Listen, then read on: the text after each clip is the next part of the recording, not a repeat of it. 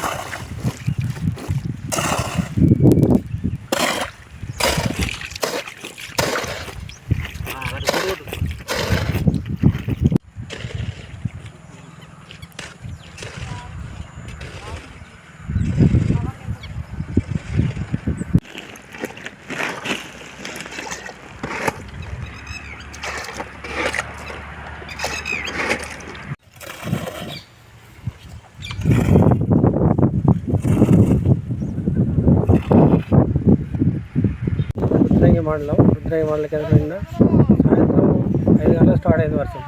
అప్పటి నుండి రాత్రి 12 గంటల వరకు వర్షం పడ్డది. వర్షానికి దాదాపు కలర్ మొత్తం అంగడంగడైపోయింది, ఆగమైపోయినాయి. చింతమంటే కూడా తాటిపత్తలు లేవు. తాటిపత్తలు లేనివి కాబట్టి కూడా తాగలొచ్చే ప్రబోధులు ఉంది. 2-3 రోజులలో తాగలొస్తాయి. ఆల్రెడీ 50% ఖరాబ్ అయిపోయినాయి. దీనికి సంబంధించిన అధికారులు తాటిపత్తలు కానీ ఏదైనా పంపించగలరని కోరుతున్నాం. 6 నెలలు పండించిన పంట నేలపాలు అయిపోయింది. దీనిని సంబంధించిన అధికారులు ఆదుకోవాలి. దీనికి ఏమన్నా సాయం అందించాలని కోరుకుంటున్నాం. రుద్రంగి మండల కేంద్రంలో సాయంత్రం 5 గంటలకు స్టార్ట్ అయింది వర్షం.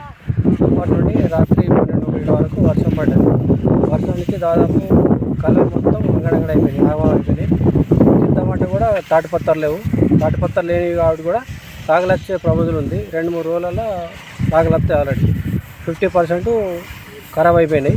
దీనికి సంబంధించిన అధికారులు తాటిపత్తలు కానీ ఏదైనా పంపించగలరని కోరుతున్నాం.